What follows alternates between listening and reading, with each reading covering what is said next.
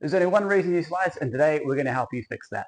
Hi everybody, I'm Jamie Millar, PGA Professional, and today we're going to look at why you slice the ball and how you can stop slicing the golf ball, and hopefully even gain a little bit of yardage doing so. Let's get into it. Before we begin to fix it, let's show you where we're starting off with. So I'm going to try and hit this big slice that you might see quite regularly, and let's just see how we get on. So we can show you how far we can come with a bit of practice and the right idea of how to change it. Oh, it's a good strike. That's a lovely fade. Or slice even. Perfect. Big curvature from left to right there. I struck it really well. I got 168.5 yards of carry out of it. Be interesting to see what happens when I go back to a much more square club path, club face. See if the golf ball goes any further, if we get any more benefit from it. I've got these alignment sticks on the ground here to help me illustrate why you slice and then how we can cure that. The white line here is the target line where I want the ball to go. The blue line is the direction my club is traveling, and the red line is the direction my club face is pointing. So it's a separation between the direction the club is traveling, the blue one, and the club face is pointing, the red one, that creates this curvature. And what we want to do is we want to try and bring the club face and club path as close together, as close to pointing in the same direction as possible, preferably straight. Try and minimize this curvature. There are lots of different reasons that we create these separations between club face and club path. People reacting to the way the club face is moving in the golf swing, people trying to create power in the wrong way, in the incorrect sequence. The golf swing itself that creates these differences varies depending on the person, so I won't go too in depth on those. If you do want me to do another video on that, please post in the comments below. Today what I am going to do is I'm going to try and help you minimize the separation between those two and also minimize curvature. Try and even hit some straighter shots, maybe even curve it the other direction. Let's get into it. The first variable we're going to talk about is going to be club face. Club face plays a massive part in club ball start direction as well as the amount of curvature put on it. Not only that, but if we tend to open the club face up, so get the club face twisted out towards the right for a right-hander, we also tend to add quite a bit of loft. So it has a massive effect on the amount of height and distance that we get from the shot, and we want to control that so that then we can then control the curvature of the golf ball as well. Where I tend to see it all go wrong for most people at the very start of the golf swing, we see these twists put into the club face that make it very hard to get them out and tend to create the separation that we see between club face and club path. So the first part we're going to try and focus on is getting this red line, the club face, to point more in line with the blue stick, the club path. What we should see if we do this right is that the ball starts left and stays left, maybe even curves slightly more to the left, rather than starting left and curving back, or even starting straightish and then curving to the right. Okay, so the first thing that I tend to see, I've got my stick here, or my arrow on the club to make it a bit more obvious, is that as people start the golf swing back, they tend to get the club face twisted up towards the sky. This in effect is adding loft and pointing the club face out towards the right of our target line where we want the ball to finish. So what we want people to do and focus on is in that first part of the golf swing, we actually want them to go the opposite direction and get that club face twisted down towards the ground. So that we're taking loft off and pointing the club face to the left. Now it's very rare that when we do this with people, we see them go too far and actually start hitting the ball way left. Most people tend to get the club face kind of somewhere in the middle, pointing it much more straight or much more in the direction we want it to. Most people actually get really good at doing the first part where we get the club face twisted down towards the ground. Where they tend to fall apart is once we get to the top of the backswing. What I tend to find for most people, and hopefully you'll see this on camera, is that once they get sort of past this point, halfway back in the backswing where the club is twisted down towards the ground, and we get the club up towards the top, they start to revert back to having the club face pointing in the wrong direction again. So what is really key here is we need to do some slow practice swings, and we're going to focus only on having the club face pointing down to the ground and holding that. Doing this now, I'm going to do some very slow motion swings, trying to get the ball to start left and stay left. Really feel like as I'm swinging that club back, I'm holding and maintaining that twist that I had at that point in the backswing. Let's see how we get on. Wasn't the best strike, but a desired result for what we're trying to achieve here. Club face was pointed way to the left of my target and in the same kind of direction that my club path was as well. Let's do that again. Same thing, going to feel like really holding that club face twisted towards the ground. Just see if I can get a slightly better strike on it this time. Yeah, that's fine. So same thing pretty much. Club traveling to the left, club face pointed to the left, so we get that curvature towards the left there. Right, let's talk about how to change the club path and try and get that ball flight straightened out a little bit. Hopefully you can see that okay on the camera. What I've done is I've changed the club path, the blue line, more towards the right, and I've left the club face twisted towards the left of our target line, the white line there. The reason we want to try and do this is by feeling like the club path is traveling much more out towards the right, we're hopefully going to straighten up the club direction at impact whilst maintaining a good healthy closed club face.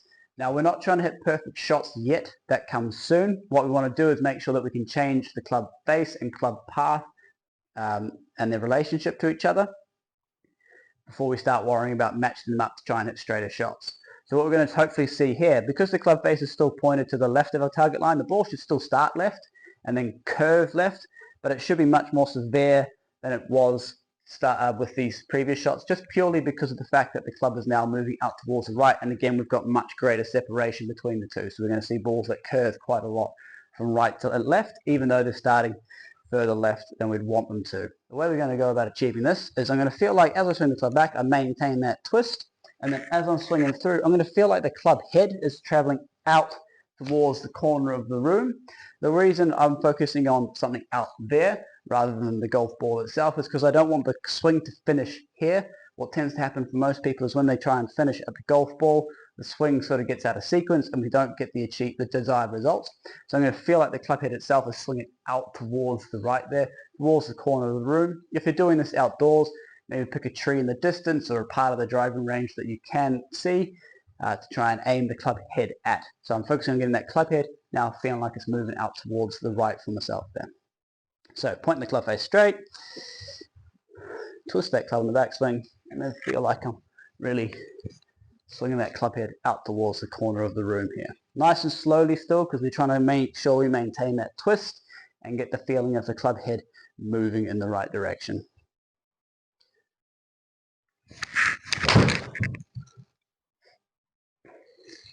Cool, got the curvature. You see there a massive amount of curvature from right to left. The ball actually started further to the right than I expected it to. I didn't quite get the club face twisted as much as or maintain the club face twist quite as much as I intended to. So I'm going to do that one more time and see if we can get that desired starting left, curving further left result.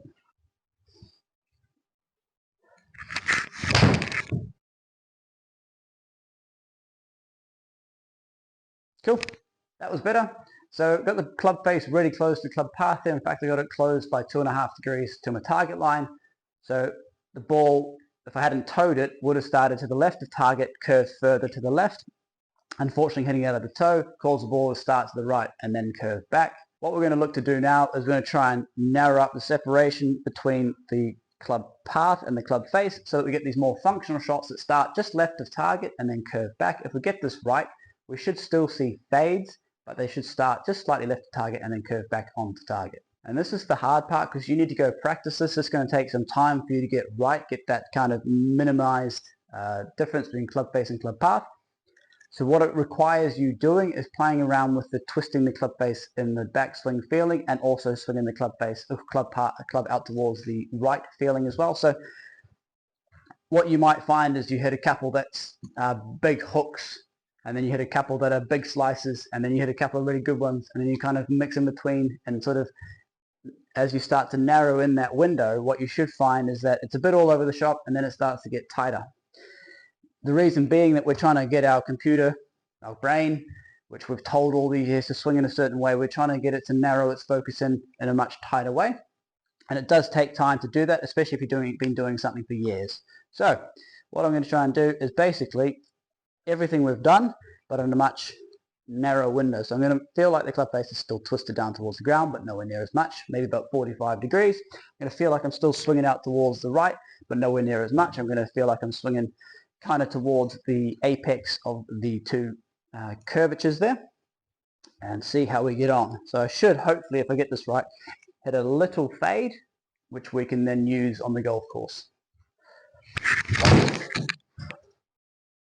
Cool. So I got my fade.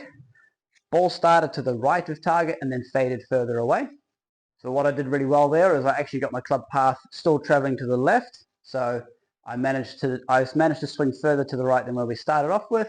However, I left the club face more open than what I would like. So the ball started to the right and curved further to the right. Let's see, here we go.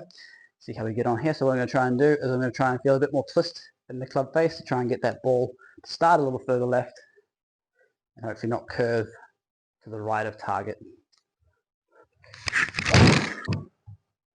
That was better. I just didn't strike it quite as well. So it was almost dead straight shot, to be honest. Unfortunately, didn't quite get the strike.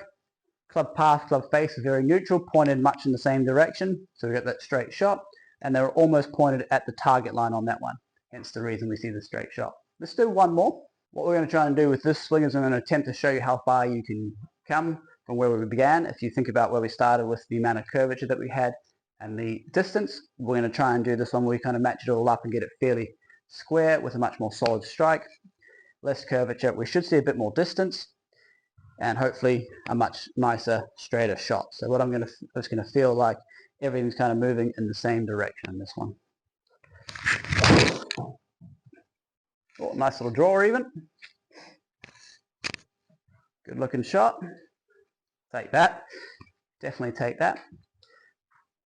So I actually managed to move everything kind of in the right direction for a draw shot. So everything moving more out towards the right with the club face pointed to the right of target, but to the left of the club path. Kind of the opposite of what we were seeing to start off with the big fade.